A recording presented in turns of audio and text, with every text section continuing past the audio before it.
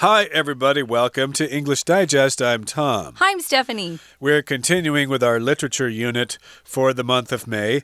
Our featured work of literature is The Three Musketeers, a French novel depicting the events in France around 1625 or so. At least that's when the author was born. But in any case, this book is all about heroism and adventure and deceit and lying and intrigue and stuff like that. If you're into those sorts of things, you should read this book. But today we're actually going to talk about the novelist himself, or the author. His name is Alexandre Dumas. Alexandre Dumas. Yeah, we're going to go back and talk about his background, his life story. This is usually my favorite part of the 3-day units, is to talk about the author himself or herself and to find out how they grew up, how they got into writing. I just think it's really interesting to hear about people's background and maybe what their family was like. You know, our background does shape us and usually has a big impact on what we end up doing for a living. So we're going to go ahead and talk about him. And as we always do, we're going to read through this first.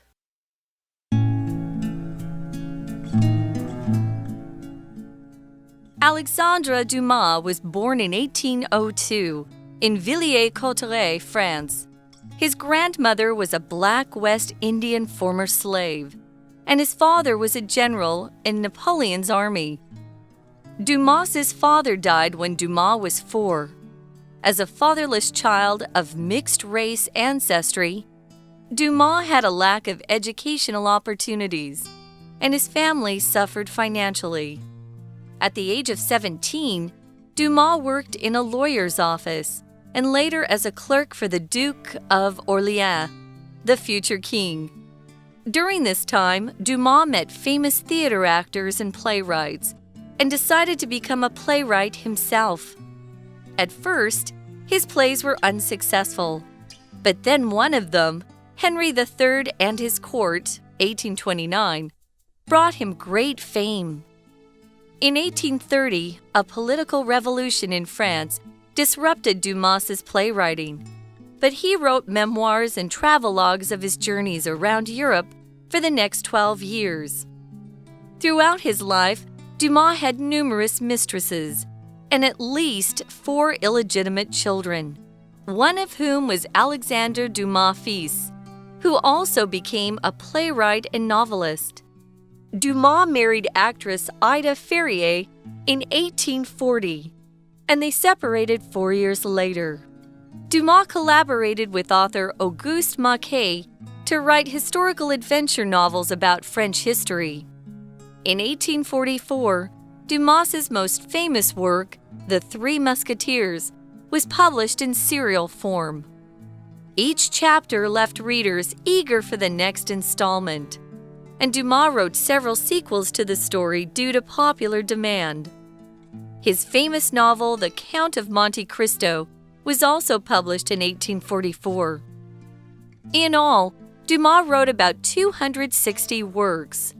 He became extremely rich, but squandered his wealth on a lavish lifestyle, leading to bankruptcy.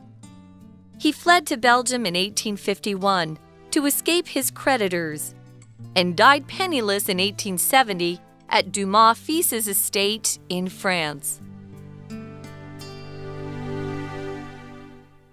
Okay, let's talk about the contents of today's lesson. Again, we're talking about the author of The Three Musketeers. So the author's name, of course, is Alexandre Dumas, and he was born in 1802 in Villiers-Cotterêts. Okay, good enough. That's French there. We're not teaching French in today's lesson, so let's just say that he was born in 1802 in a village in France. Okay, that's good enough for us. You don't really need to know. I wanted to mention something here.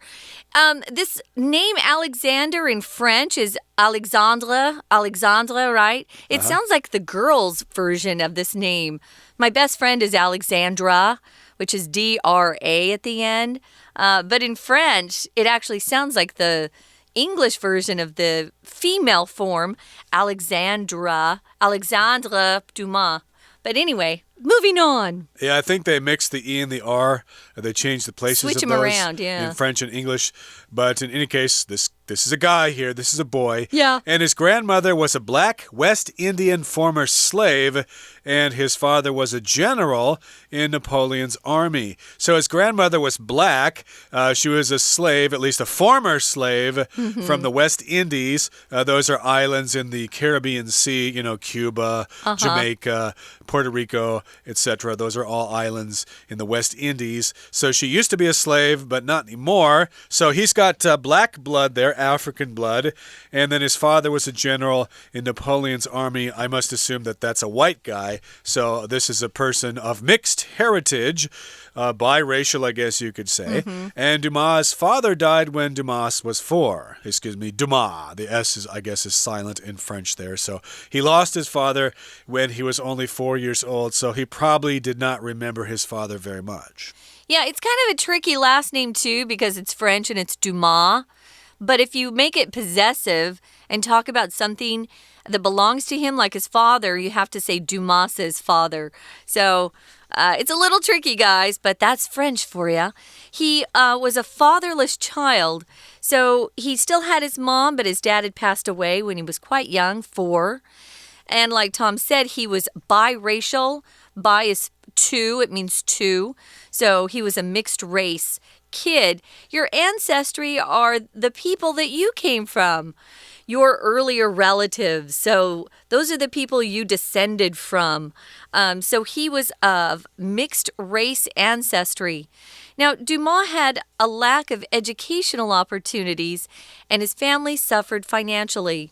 Since his dad was already gone and he was the white portion of that mixed race, he was living with his mom who was black, and so he didn't have the opportunities to get the same kind of education that the white children back then got.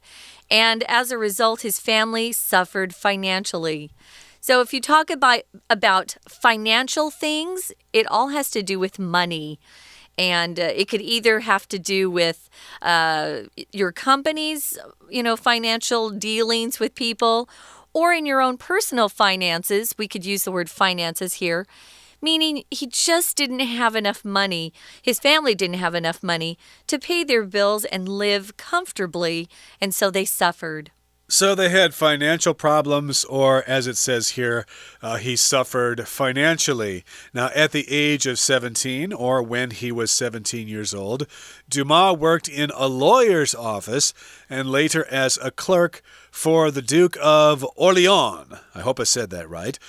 This Duke of Orleans would be the future king, so I guess he could put that on his resume. Hey, I worked as a clerk for the king at one point, although he wasn't the king when I worked for him, but he later became the king, so hey, that's still something, So those were some of his early part-time jobs there, probably full-time, working in a lawyer's office and as a clerk for the Duke of Orleans. Now, during this time, when he was young, at the age of 17, Dumas met famous theater actors and playwrights and decided to become a playwright himself. So, yes, he was probably working for these people, and for some reason that gave him the opportunity to meet actors and playwrights who were working in the theater, actors who would, perform on stage. They didn't have movies at the time, so they had to do everything live. And, of course, the people who write those plays are playwrights, like Shakespeare, of course, is probably the most famous playwright in the world. So he decided, hey, I like to write plays too. That sounds kind of fun to put on these plays and give the lines to all those actors and actresses. If you write plays for the stage, you're a playwright. If you write something for theaters, that's going to be a film, you're a screenwriter. And if you write fictional novels, you're a novelist. So there are lots of different names for people who have a career writing, whatever that might be. So at first his plays were unsuccessful. Usually when you first start out, you're not very good, and you gain skills as you keep trying and you improve. But then he had one play that really did well, Henry III and His Court, which was published in 1829, or written then, and brought him great fame. So people began knowing his name. They enjoyed what he did, and in 1830, of course, a political revolution in France disrupted Dumas's playwriting. But he wrote memoirs and travelogues of his journeys around Europe for the next 12 years. I'm sure some of our listeners know about the revolution that took place in France. And when you're having a civil war inside your country, it's kind of tough to make a regular living. You have to do what you can. He escaped by just taking journeys around Europe and writing about what he saw. So if you look at this sentence, a political revolution in France disrupted Dumas's playwriting, you know that it wasn't smooth sailing, you could say, at this point in his life. If something disrupts you, it just means something is getting in the way of what you're doing. Sometimes when I was young, I would be trying to do my homework at home, and one of my little brothers and sisters would come and want to play or do something. They were disrupting me because they took my attention away from what I was doing. Well, this revolution, of course, would have disrupted his writing, but he got around that by writing memoirs and travelogues. These are really popular, especially back then, to write this sort of thing. A memoir is something you write about your own life story. Maybe it's not your full life history. It's not an autobiography because it's not very long, but it could be just parts and sections of your life you want to remember. And then a travelogue talks about the places you've gone to see. I still think we have travelogues today. People will write on blogs about countries they've visited, or maybe they write an article for the newspaper about a place they've been to, encouraging readers to go check it out themselves. That's right. And if you're lucky, of course, you can have travel blogs and you can find sponsors and you could pretty much travel for the rest of your life and post stuff on the internet and live a really comfortable life. So in any case, things were kind of disrupted in France there. It was kind of a mess there. So I said, what the heck? I'm going to travel to other countries in Europe. I'm going to write memoirs and novels and travelogues while I'm traveling around Europe. And he did that for a period of 12 years. Okay, that brings us to the midway point in today's lesson. Let's take a break now and listen to our Chinese teacher. Hello everyone, my name is Tina. 今天的文章一刚开始介绍这本书的作者亚历山大大仲马，他是1802年出生于法国，祖母以前是黑奴，父亲则是拿破仑军队的将军。在这里呢，父亲很早在4岁的时候就过世了。第一段的中间的句子提到As a fatherless child of mixed race ancestry, Dumas had a lack of educational opportunities, and his family suffered financially. 在这里提到呢，因为是一名没有父亲的混血儿，在这里 mixed race 指的呢就是混血的意思， ancestry 也就是祖先的一个总称。那么大仲马他就缺乏了接受教育的机会，而家庭的经济呢也非常的不好。我们来看一下 lack 这个名词，常常出现在这里是当作名词的用法，欠缺不足的意思。举个例子来说 He cannot buy it because of his lack of money. 他因为缺钱而买不起这个东西。同样的拼法 lack 也可以当作动词，解释成为缺少、没有的意思。I don't seem to lack anything. 我好像什么东西也不缺乏。要注意到它当不同的词性有不一样的用法哦。接着我们来看到第一段中间提到他17岁的时候的际遇。During this time, Dumas met famous theater actors and playwrights and decided to become a playwright himself. 17岁的时候，他认识了许多的名戏剧演员跟剧作家，所以他就自己也决定要成为一名剧作家。第一段的最后一句提到In 1830, a political revolution in France disrupted Dumas' playwriting, but he wrote memoirs and travelogues of his journeys around Europe for the next 12 years. 1830年的时候，法国发生了一场政治革命，使得大仲马呢就没有办法继续撰写剧本。在这里我们用了 disrupt 这个动词， disrupt 有使混乱、使中断的意思。举个例子来说，暴风雨使电话中断，你就可以说 The heavy storm has disrupted telephone service. 而呢，他没有办法写剧本，所以在接下来的12年间，他就撰写着欧洲旅程的回忆录以及游记。We're going to take a quick break. Stay tuned. We'll be right back.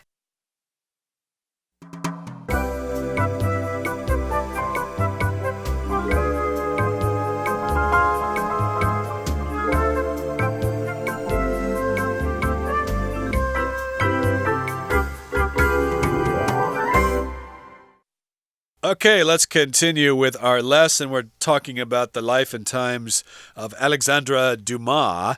So, yes, he traveled around Europe and wrote memoirs and travelogues.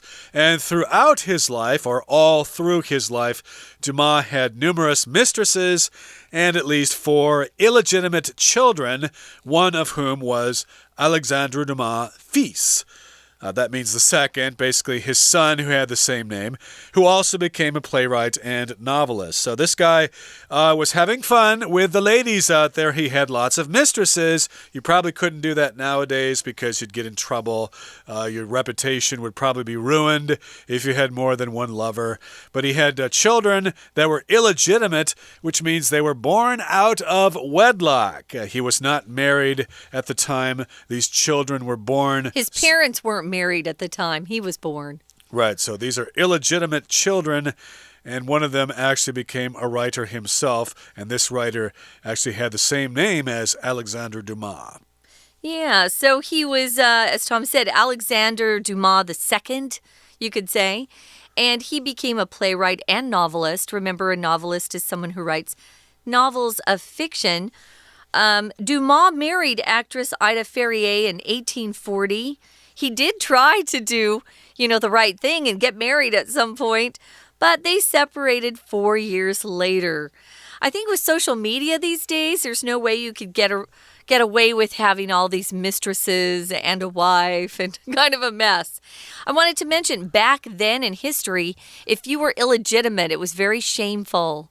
And oftentimes, the illegitimate kids would be given away to orphanages or would never inherit anything from their father when he passed away. So it was a tough life sometimes. Dumas collaborated with author Auguste Maquet to write historical adventure novels about French history. I love historical fiction. That's my favorite category or genre of writing, where the story's fictional and yet it's set in a time in history and the events surrounding those fictional characters are accurate and true. He would write historical adventure novels, so they would add a little adventure in there with the fiction and the historical accuracy. I don't know this guy, Auguste Maquet, but you might want to look into him if you're interested. In 1844, Dumas's most famous work, The Three Musketeers, was published in serial form. This was often how a book appeared back then. It was very, very difficult, very expensive to actually publish a whole novel. And so what a lot of these writers would do was they would submit a chapter or two at a time to a newspaper or a magazine that was published more frequently. And that's how the book actually first came out. So people would be very excited, waiting for the next installment. Serial here just means something that happens regularly, and it usually consists of something coming out, in regular intervals. For example, a serial TV show would be a TV show that is on once a week, right? And the same story is continued from week to week. Same characters, same story, but different adventures. Yeah, like when I was a kid, of course, my mother would always say, okay, Tom, you got to be quiet because I'm going to watch my serial now. She was referring to soap operas, which would have an episode every day, and the story would continue forever, day after day, like As the World Turns. A serial drama, yeah. Or Guiding Light, or All My Children, One Life to Live, etc. Those are all American soap operas, also sometimes called serials. I watched General Hospital as a kid. General Hospital, I remember that. Luke and Laura and stuff like that. But Laura and Luke. Indeed, so these were published, I guess, in different editions of newspapers, and each chapter left readers eager for the next installment. Gee, what's going to happen next? I can't wait for the next edition of the newspaper to come out so I can read the next installment. Installment just means the next part of a long story. And Dumas wrote several sequels to the story due to popular demand. So people loved the Three Musketeers so much that they said, hey, we need to hear more about these heroes. Please write more. So he wrote sequels. A sequel, of course, is a story that happens after the main story. I wanted to mention, for those of you out there that have mortgages or car payments, you haven't paid off your car in full, those monthly payments that you're required to make are called installments. So you will see this if you're looking into doing, if you're getting a loan for something. So he did write several sequels to the story. We also use sequels to talk about movies. So, you know, Star Wars 1, Star Wars 2, they have different names, but same characters, the story goes on, so you kind of need to see the first movie, and then the others that follow are called the sequels. Don't call the original movie a sequel, it's the ones that follow, those are sequels. His famous novel, and really my favorite of his novels, is The Count of Monte Cristo, which was made into a movie, and I think it was on TV, though, made into a TV movie back probably in the 90s. Anyway, the two actors who play the romantic leads are gorgeous. So if you get a chance to see that, check it out. That one was published in 1844. And in all, you could also say in total, Dumas wrote about 260 works. So those would include probably plays and, travelogues and memoirs and novels. And that's a lot of writing there. So if you do actually enjoy his writing, you'll have a lot to read there. He published all sorts of stuff. And again, since he wrote so long ago, probably that stuff is in the public domain, which means it's available for free out there somewhere. All you have to do is find the website. Myself, I would go to, is it Project Gutenberg or something like that? They've got lots of free electronic books there from famous authors that are all in the public domain. And, of course, because he wrote so much, he became extremely rich. But he was a fool. He squandered his wealth on a lavish lifestyle. So here, squander just means you waste something, especially if you're supposed to keep it or if you're supposed to protect it. So he squandered it. He wasted his wealth because he wanted to have this lavish lifestyle. Lavish means luxurious. You buy expensive cars. You go on expensive holidays. You buy expensive clothes, etc. You put on really expensive parties. And I think they said that Michael Jackson did that too. He lived a lavish lifestyle and spent a lot of money. Yeah, and if you go bankrupt, we talk about going bankrupt or filed for bankruptcy. It just means you are telling the government that you can no longer pay your bills. You've borrowed too much money and you can't pay it back. And it really destroys your credit. So don't do that, guys. You go bankrupt or file for bankruptcy is the way we actually phrase that. He fled to Belgium in 1851. That's a country over there in Europe, to escape his creditors. Those are the people you borrow money from. If you have a loan, the person you got the loan from is your creditor. And if you can't pay back what you owe, this creditor could come and take back the house that you got the loan for, or take back the car that you got the loan for. So be careful. He died penniless, meaning he died very, very poor, which is sad because he made so much money. We're going to listen to our Chinese teacher one more time, and then we'll be back to wrap up. 今天文章的第二段记录的是大仲马他的情史，我们先来看到第三段讲到的他的一些作品。第三段的第二个句子提到 In 1844, Dumas' most famous work, The Three Musketeers, was published in serial form.1844年的时候呢，大仲马最著名的这个作品呢，就是三剑客，它以连载的形式出版。在这里 serial 当作是形容词，可以解释成为连续的、一连串的意思。有时候我们去银行提新钞，会有着连着顺序的号码，我们就可以说 serial numbers。接着继续看到后面的句子提到 His famous novel, The Count of Monte Cristo, was also published in 1844. 另外一本著名小说《基督山恩仇记》也是在西元1844年出版。最后两个句子提到 He became extremely rich, but squandered his wealth on a lavish lifestyle, leading to bankruptcy. 他呢变得非常的富有，但是他用奢华的生活方式挥霍他的财富。到最后他呢就破产了。我们来看一下 squander 在这里呢当作动词，有浪费的意思，而 lavish 则是奢华的意思， bankruptcy 则是有破产倒闭。我们说哪家公司宣告破产了，你就可以说 The firm went into bankruptcy。A squander 呢，如果是浪费这个矿物燃料，我们呢可能会受到这些呢不好的后果。我们也可以说 to squander our fossil fuels。最后一句提到 He fled to Belgium in 1851 to escape his creditors and died penniless in 1870 at Dumas Fels Estate in France。